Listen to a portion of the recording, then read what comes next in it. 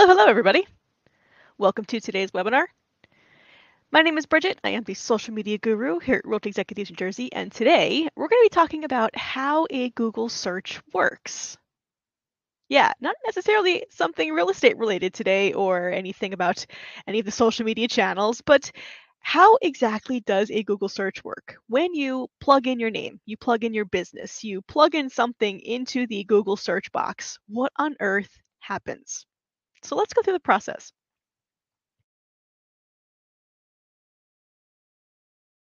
Now, of course, every time that you search, there are thousands, sometimes millions of web pages and other content that might be a match for what you're searching. So Google uses a robust system to present the most helpful information in response to your query. So a Google search index is like a library, except it contains more information than all the world's libraries put together. And you think of the libraries that you know of and the bigger ones that you know of course, too. And they're constantly adding to it and updating it with data about web pages, images, books, videos, facts, so much more stuff. Think about the content that you're putting out because you're putting out daily content, right? So in a fraction of a second, Google search automated systems sort through hundreds of billions of web pages and other information in their search index to find the most relevant and useful results for what you're looking for. And they know, Google knows, that search can always be better. And that's why they conduct hundreds of thousands of experiments every year, resulting in thousands of improvements, all of which are, of course, rigorously tested. So these are essentially the four pieces that you see here on my screen for how a Google search works.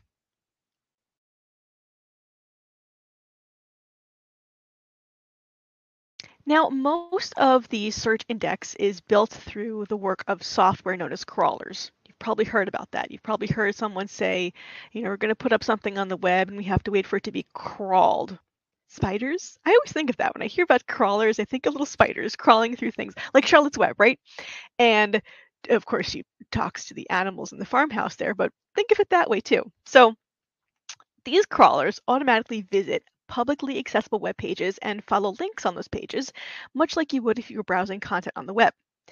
They go from page to page and store information about what they find on these pages and other publicly accessible content in Google Search Index. So here you've got Charlotte and her web going from place to place, making her web bigger and bigger, filling it up, right? So when crawlers find a web page, their systems render the content of the page, just as a browser does, and they take note of key signals, from keywords to website freshness, what have you done to update it, and they keep track of it all in the search index. Now, the Google Search Index contains hundreds of billions of web pages and is well over 1 billion gigabytes in size. It's like the index in the back of a book, except there's an entry for every word seen on every web page that they index. Not just that small tiny thing there. And when they index a web page, they add it to the entries for all the words that it contains. Now, because the web and other content is constantly changing, their crawling process is always running to keep up, right? They learn how often content that they've seen before seems to change and revisit as needed. They also discover new content as new links to those pages or information appear. Google also provides a free toolset called the Google Search Console that creators, like yourself, because you're creating content all the time, can use to help us better or help them better crawl your content. They can also make use of established standards like sitemaps or text files to indicate how often content should be visited or if it shouldn't be included in their search index at all. Now, Google never accepts payment to crawl a site more frequently. They provide the same tools to all websites to ensure the best possible results for users. Now, what exactly is a sitemap? So, did I miss a page? Oh, there we go. I thought I did. Okay. So, what exactly is a sitemap? Well, a sitemap is a file where you provide information about the pages, videos, other content on your site, and the relationships that are between them. So, search engines like Google read this file to crawl your site more efficiently. A sitemap tells Google which pages and files you think are important to your site and also provides valuable information about these files. For example, when the page was last updated, and any alternate language versions of the page. You can use a sitemap to provide information about specific types of content on your pages. Your Prime Agent website. When have you last uploaded a new video? When have you changed an image? When did you create new pages on your website? When did you make changes to those pages on your website? So lucky for you, Prime Agent, their index of your website, they automatically push over to Google. So you don't have to do anything. It all does it automatically for you. But in speaking about what a sitemap entry does, something like a video entry can specify the video running time, the category, age appropriateness rating as well. A sitemap image entry can include the image subject matter, the type, a license, if any, and a sitemap news entry can include something like the article title and publication date. So those things there are always readily available in the information that you always see and read on the internet itself.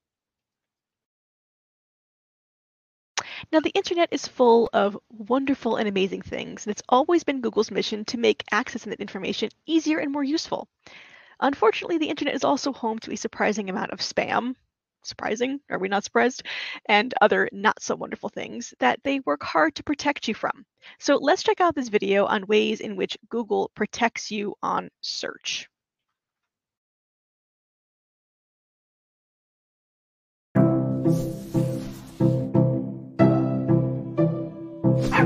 The internet is full of wonderful, amazing things, and it's always been Google's mission to make accessing that information easier and more useful. Unfortunately, the internet is also home to a surprising amount of spam and other not so wonderful things that we work hard to protect you from. Just like spam you may find in your email, there are spam sites, phishing scams, and other bad actors on the web that try to slip into search results posing as highly relevant pages, but in fact are very low quality or may even try to trick you into providing personal information or installing malware. Google designed search to automatically detect such threats and keep them out of our top results. And this is no small issue. In 2020 alone, our systems found 40 billion spammy pages every day. But our efforts to protect users don't stop at spam. Another way Google protects you is by securing the privacy of your searches with the same technology banks use to secure your information on their website. When you use Google Search in a browser or in the Google app, we encrypt every search you make, keeping your searches safe from third parties. Because keeping you safe and secure online is at the heart of everything we do. People around the world turn to search to find information, learn new things, and make important decisions. And it's our responsibility to ensure they can do it safely. So we continue taking steps to protect your personal information and automatically block security threats before they even reach you.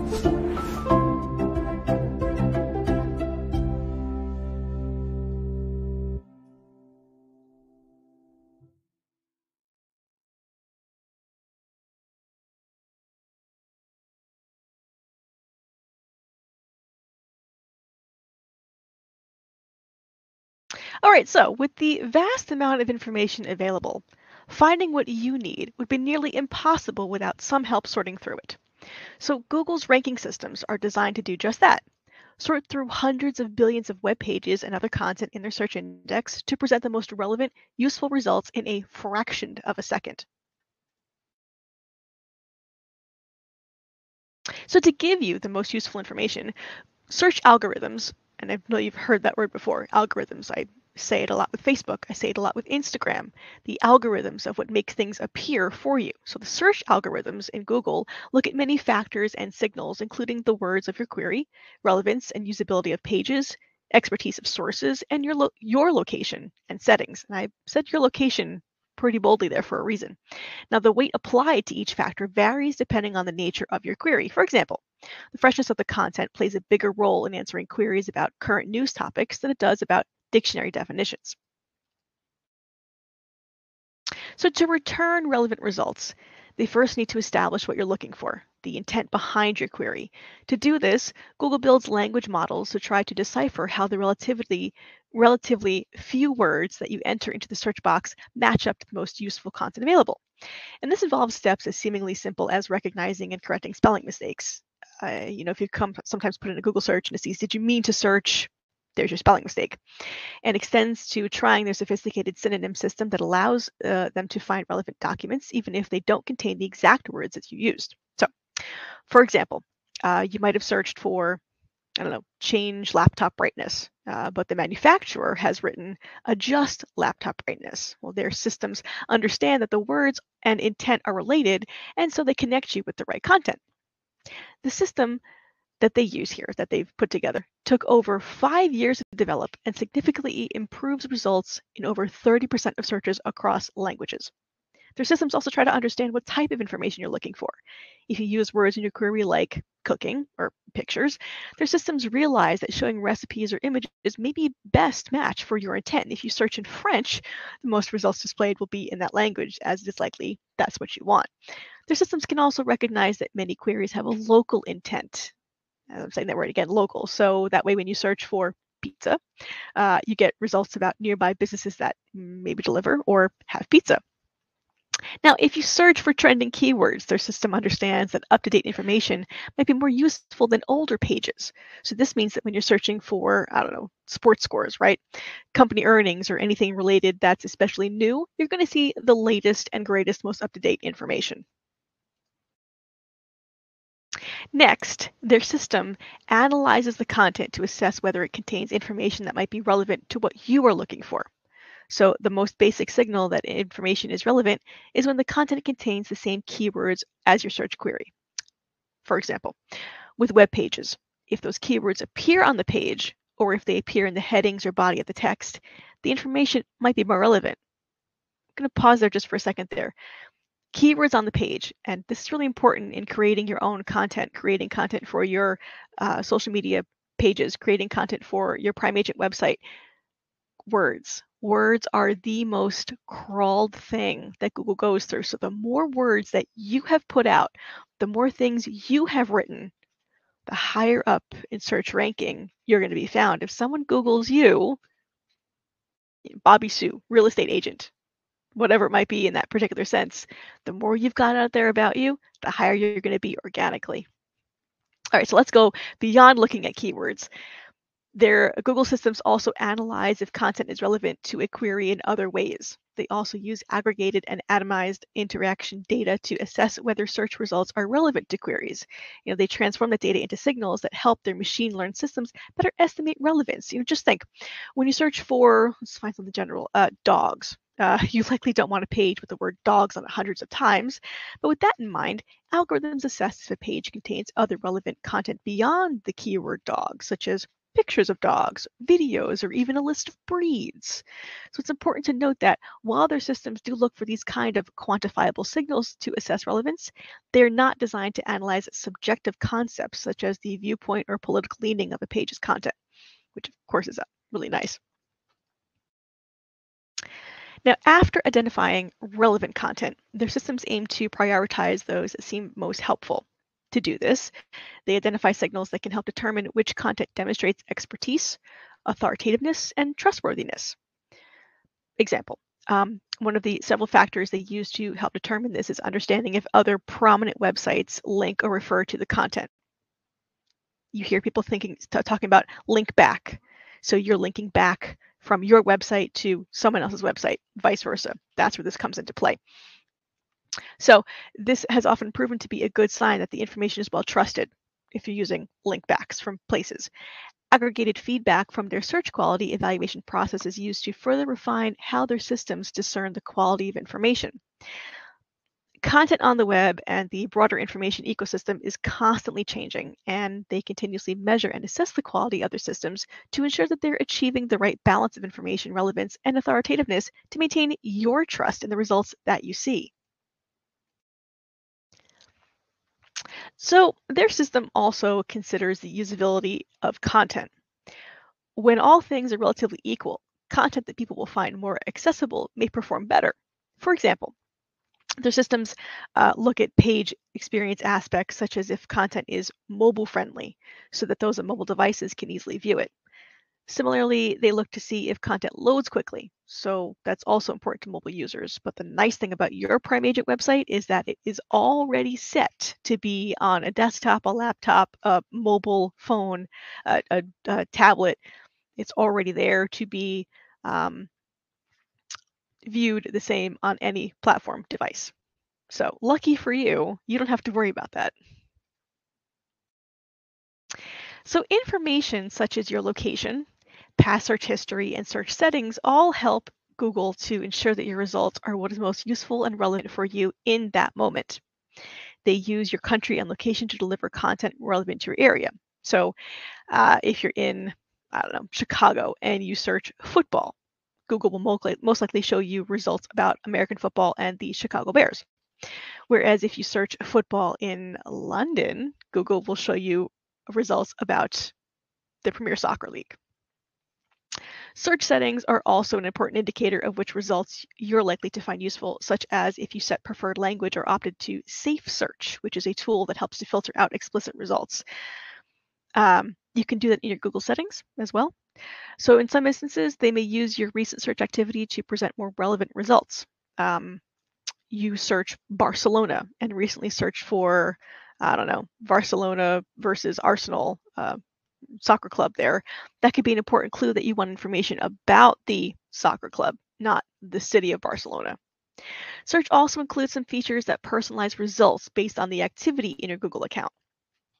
If you search for events near me, Google may tailor some recommendations to event categories they think you may be interested in. So these systems are designed to match your interests, but they are not designed to infer sensitive characteristics like race, religion, political party. You control what search activity is used to improve your search experience, including adjusting what data is saved to your Google account. Easily go to myaccount.google.com. You can adjust all of these settings in myaccount.google.com. Easy to remember because in your Prime Agent account, you have the My Account tab. So myaccount.google.com is another place to adjust all of your settings. So you can be in there and disable search personalization based on activity in your account. You can turn on and off web app and activity. You can also find content preferences like safe search in your settings there as well. And these settings will help you make a choice about whether search results include graphic content. That might be shocking for some users, sensitive kind of stuff. But myaccount.google.com is really going to help you get these settings right and personalized for you.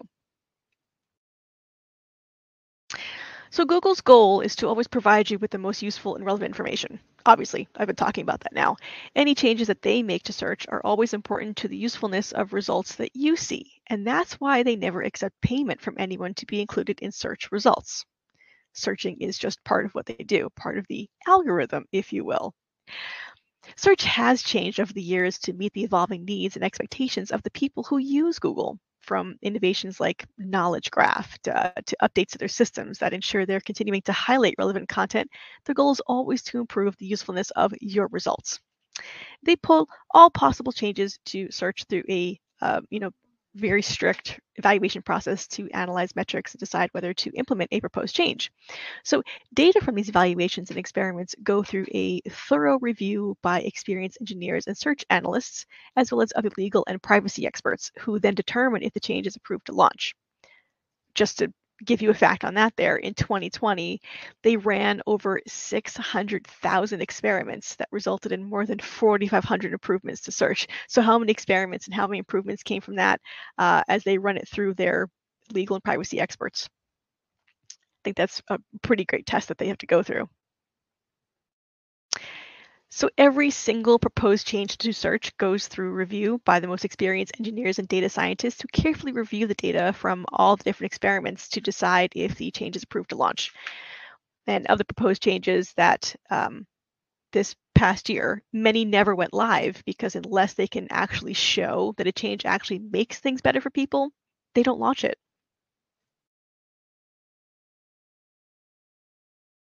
Google conducts live traffic experiments to see how real people interact with the feature before launching it to everyone. Live traffic, nope, we're not driving on the highway, but Google will enable the feature in question to just a small percentage of people, like 1% of, or 0.1%. And then they can then compare the experiment group to a control group that did not have the feature enabled. They look at a very long list of metrics, such as what people click on, how many queries were done, whether queries were abandoned, how long it took for people to click on a result. so on and so on. And they use the results to measure whether engagement with the new feature is positive to ensure that the changes they make are increasing the relevance and usefulness of their results for everyone. So if you're going through Google, sometimes you might see different things appear on the page for you. And that's because they're trying to test a new feature. And if it's something that you actually use, that's going to go back into their metrics and data. And lo and behold, somewhere down the line, something's going to automatically change for you somewhere through the process. And that's through these particular live traffic experiments that Google conducts. Now, Google works with external search quality raters to measure the quality of search results on an ongoing basis. Raters assess how well content fulfills a search request and evaluate the quality of results based on the expertise, authoritativeness, and trustworthiness of the content. These rankings do not directly impact ranking, but they do help them benchmark the quality of the results and make sure that these meet a high bar all around the world. So raters assess how well a website gives people who click on it what they're looking for and evaluate the quality of results based on the expertise, authoritativeness, and trustworthiness of the content. To ensure a consistent approach, they publish search quality rater guidelines to give these raters guidance and examples for appropriate ratings. While evaluating the quality of results might sound simple, there are many tricky cases to think through. So this feedback is critical to ensuring that they maintain high quality results for users. So now every year, Google runs hundreds of thousands of tests to see if a change they're considering to search will actually make it better. And one of the ways they test for that is by turning to real people. So let's check out a video on search quality raters to see exactly how this works.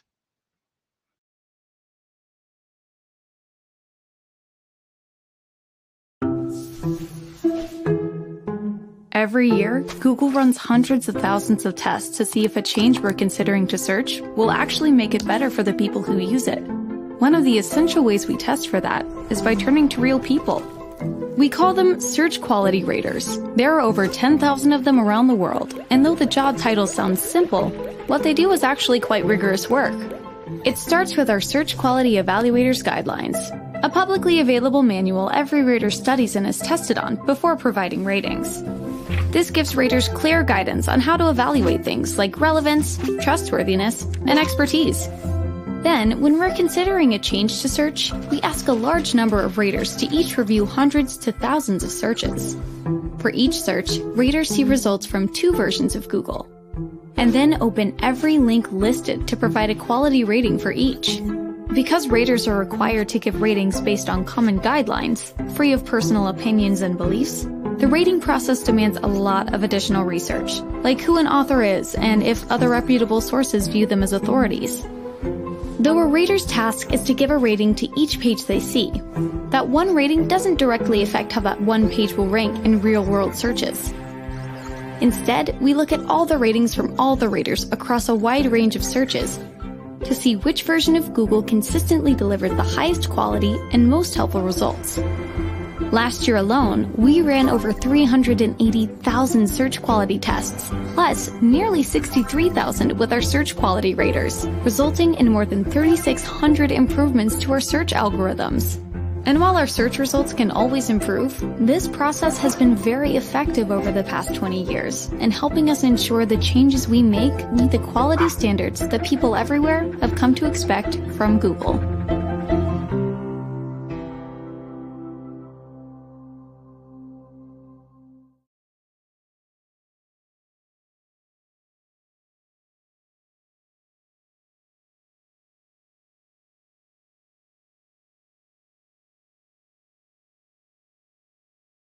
So as you can see from the video, Google is always working on ways that they can improve their search experience and your search experience, and they constantly experiment with ideas to improve the results you see.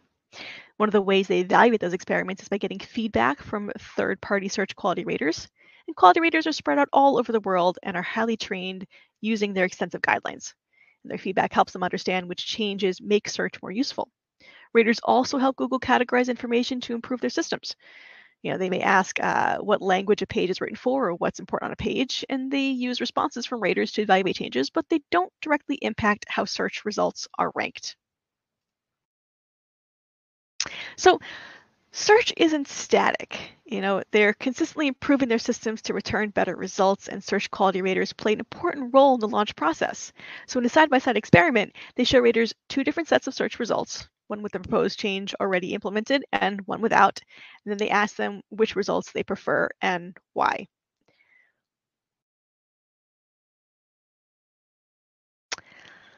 So Google's search index contains more than just what's on the web because helpful information can be located in other sources. In fact, they have multiple indexes of different types of information, which is gathered through crawling, through partnerships, through data feeds being sent to them, and through their own encyclopedia of facts, the knowledge graph. These many indexes mean that you can search within millions of books from major libraries, find travel times from your local public transport agency, or find data from public sources like the World Bank.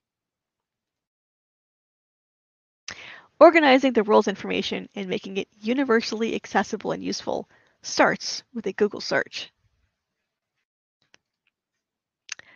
So I hope you learned a bit more about how a Google search works.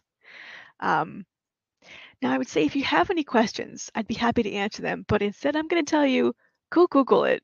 Now that you know how Google search works, you can see how well your answers can be answered. Yeah.